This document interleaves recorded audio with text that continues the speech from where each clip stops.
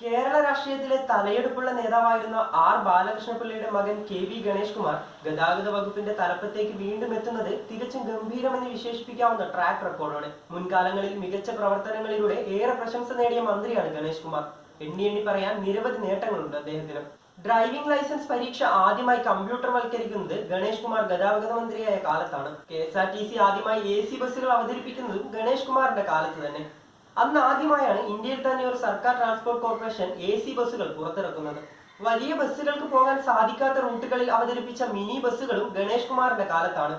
ഇതാണ് പിന്നീട് തമിഴ്നാട് അമ്മ ബസ്സുകൾ എന്ന പേരിലും കർണാടകയിലും ആന്ധ്രാപ്രദേശിലും മിനി ബസ്സുകളായും അവതരിപ്പിക്കപ്പെട്ടതെന്ന് ഗണേഷ് കുമാർ തന്നെ പറഞ്ഞിട്ടുണ്ട്. KSRTC സ്വകാര്യവൽക്കരിക്കില്ലെന്ന് നിലപാടെടുത്ത ഗണേഷ് കുമാർ സ്വകാര്യവൽക്കരിച്ചാലുള്ള നഷ്ടം ജീവനക്കാർക്കാണെന്നും അതിനാൽ കോർപ്പറേഷനെ ലാഭത്തിലേക്ക് എത്തിക്കാൻ അവർ ചില വിട്ടുവീഴ്ചകൾ ചെയ്യേണ്ടി വരുമെന്നും അന്ന് പറഞ്ഞിരുന്നു. KSRTCയുടെ പുതിയ സർവീസുകൾ ഉദ്ഘാടനം ചെയ്യുമ്പോൾ ഡ്രൈവിംഗ് സീറ്റിൽ ഗണേഷ് കുമാർ ഇരിക്കുന്ന ചിത്രങ്ങളും അക്കാലത്ത് വൈറലായിരുന്നു. ഗണേഷ് കുമാർ വീണ്ടും മന്ത്രിയായി എത്തുമ്പോൾ ആനവണ്ടി പ്രേമികൾക്ക് പ്രതീക്ഷ ഏറെയാണ്. KSRTCയെ ലാഭത്തിലേക്ക് എത്തിക്കുമെന്ന വ്യാമോഹങ്ങൾ ഒന്നുമില്ലെന്ന് മന്ത്രിസ്ഥാനം ഉറപ്പിച്ചതിന് തൊട്ടു പിന്നാലെ മാധ്യമപ്രവർത്തകരോട് പറഞ്ഞ ഗണേഷ് കുമാർ പക്ഷേ മനസ്സിൽ പല പ്ലാനുകളും കണ്ടുവച്ചിട്ടുണ്ടെന്ന് തീർച്ച. തനിക്ക് പല പദ്ധതികളുണ്ടെന്ന് പറഞ്ഞ അദ്ദേഹം KSRTCയെ നന്നാക്കുമെന്നും സാമ്പത്തിക അച്ചടക്കം കൊണ്ടുവരാൻ കഴിയുമെന്നും പ്രതീക്ഷ പ്രകടിപ്പിച്ചിരുന്നു. രാഷ്ട്രീയ കേരളത്തിലെ അധികായൻ K. കരുണാകരന്റെ സ്വാധീനത്തിലാണ് ഗണേഷ് കുമാർ പൊതുപ്രവർത്തന രംഗത്തെത്തിയത്. ഇടതുകോട്ടയായ പത്തനാപുരത്ത് കേരള കോൺഗ്രസ് B സ്ഥാനാർത്ഥിയായി തിരഞ്ഞെടുപ്പ് അംഗം.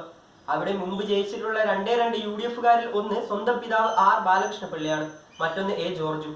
സിറ്റിംഗ് MLA CPIയുടെ K. പ്രകാശ് ബാബുവിനെ 9931 വോട്ടിന് പരാജയപ്പെടുത്തി നിയമസഭയിലെത്തിയ ഗണേഷ് കുമാറിനെ അന്ന് കാത്തിരുന്നത് മന്ത്രിസ്ഥാനമാണ്. 2001-ലെ AK ആന്റണി മന്ത്രിസഭയിൽ 3 തവണയായി പിതാവ് ഭരിച്ചിരുന്ന അതേ ഗതാഗത വകുപ്പ് ലഭിച്ചു. കഴിഞ്ഞ 23 വർഷത്തോളമായി പത്തനാപുരം ഗണേഷ് കുമാറിനെ കൈവിട്ടിട്ടില്ല. അന്നു മുതൽ 5 തവണയായി ഒരേ മണ്ഡലത്തെ പ്രതിനിധീകരിച്ച KV ഗണേഷ് കുമാർ 3-ാം തവണ മന്ത്രിയാവുകയാണ് ഇപ്പോൾ.